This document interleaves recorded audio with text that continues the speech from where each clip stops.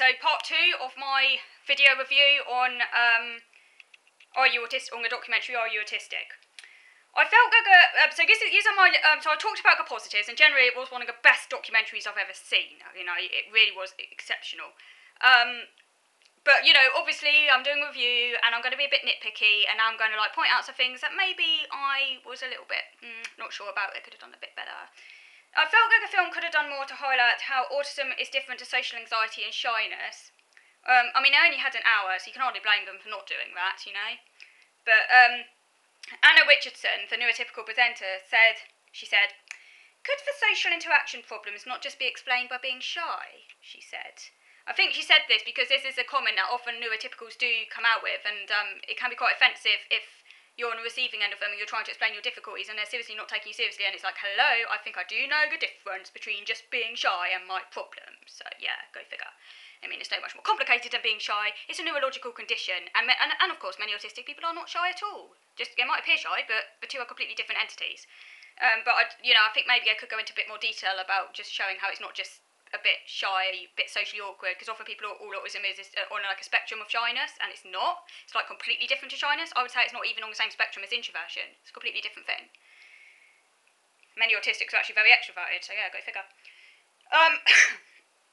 But yeah, Happe, Dr. Francesca Happe, explained that many autistic people are not at all shy, which is good she did that. I'm not shy myself, otherwise I wouldn't be talking in front of a camera. I love being on the camera, yeah. And I love being on stage, so yeah. And the autistic difficulties are caused by not being able to read other people's body language and social cues, which is exactly it. So it's like a sort of mind blindness, I guess. Yeah, many undiagnosed people are mislabelled as shy. I used to be called shy, people thought I was shy, and actually I was just overwhelmed. And that's because on the surface, the overwhelm and overload caused by social situations and shyness can look similar. And that's why it's important to look beyond mere surface behaviour, because autism is a completely different way of processing the world. A shy person without autism, they can still understand other people. It's like my mum was really, really, really shy. She certainly had some autistic traits, probably where I got some of my genes from, but she wasn't actually autistic. She could understand really people very well, and she was very intuitive. She would often help me understand films and dramas. She could just read people in a way I can never do. But she was very shy. She was like a neurotypical, if you like, but very shy and very introverted. And completely different to me, you know? She would never be in front of a camera. And she did find it uncomfortable being around other people, but not for the same reasons I do. You know, I find it uncomfortable because people are confusing and it's really unpredictable and all of that, and I can't read them. She could read them, actually often too well, and that's part of her problem. And that's often, for a shy person, it's often precisely because they can read people too well, they really don't want to offend and stuff. Autistic is a completely different entity, okay? But yeah, they could have gone into that in a bit more detail, maybe. Yeah, and also, of course, a shy person without autism is not going to necessarily have the other traits found in autism, or at least not all of them coming together. Now, in my case, growing up, I could appear shy at times, as I say, but I was actually overwhelmed. Shutting down, you know, noisy, loud environments couldn't make sense of, were inherently boring, shutting down, became very quiet, looked shy, but actually not shy, completely different thing. Actually, I was in my own world, and yeah, that's fine. And also, of course, I could be very gregarious from time to time, you know? They couldn't often make me out. It's like, why is she so quiet 1 minute and then so loud the next? It's a bit strange. But yeah, it's autism, basically, as we now know. And I also, as I say, learnt as a teenager that I have no stage fright, and I positively enjoy being in the limelight on stage. That's hardly a mark of a shy person. Francesca Happe said that the difference in autism is that most autistics aren't thinking what other people are thinking. And this was certainly true for me when I was younger.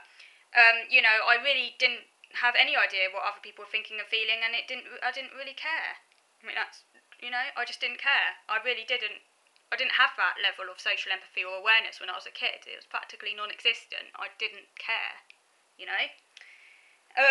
But with growing awareness, I am now quite preoccupied about what others might be thinking about me. Not to the point of shyness, because I'm definitely not shy.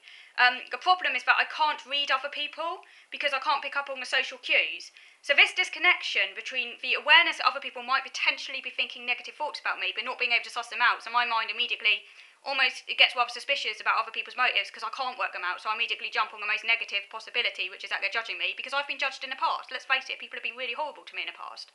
So it's hard for me to trust people. I've learned that people aren't always very nice. I've lost that kind of innocence I used to have. I hope to reclaim it, but when I was a child, I wasn't aware that people could be nasty buggers. Now I know, so I am a little bit on the alert a lot of the time. But I can't read other people, so this awareness that they might be potentially being negative, or like judging me, and I don't like that feeling. I used not to care when I was a kid. I wish I could go back to that time when I didn't give a shit, but now I really do. I wish I could go back to that time, but unfortunately, you can't go back to that state. But I don't know what people are thinking, feeling, because I can't read them. I can't read them at all, and it does cause a lot of anxiety. So I think Happy, when she said that, implying that all autistics don't think about what other people are thinking, or that the majority don't, I think actually is not actually completely correct, because I know many other autistics like myself who have quite a large extent of worry about what other people might be thinking about them. Of course, it's not all autistics because we're so different, but it's just I think Happy's statement was just a bit too simplistic and could potentially result in a stereotype that autistics don't care at all, when that's not always the case. Yeah. I really struggled to understand the strange story social comprehension test shown on the documentary. I really struggled with that. It reminded me a bit of a social comprehension test I was given at school that I really struggled with, and that's part of the reason why the teachers were concerned, because I could read it really well, but I just didn't have any comprehension or understanding about mental states or anything, and they picked that up, even though they didn't put two and two together. Where the actors play out scenarios. Like a strange stories test shown on the documentary, actors play out scenarios involving mixed emotions. So Happy asked Joe and JP, the two adults who have been tested for autism, why the actors said what they said and what they should say next.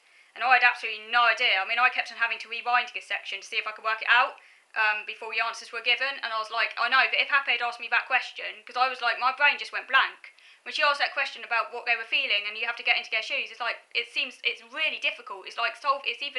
To me, it's like solving a maths puzzle. And as I said, I've got dyscalculia, so that's impossible. It's the same sort of thing. My brain just goes blank. I just can't work it out. I have no idea what other people are thinking or feeling. I can't get into their position. I can't do these mind games. That's like when I was younger, like with my mum watching films and that, I'd always have to say, what's going on? I don't get it. Why are they doing that? And I never understood when people were lying or like jokes and that. So that comes down to that. And I think it's quite good they showed that. It made sense to me when it was explained, and then I could say, oh yeah, of course, it's curiosity, and it's makes sense. So I think I could work it out when it's explained. Again, it's obvious, but it's I can't work it out on my own without that interpretation.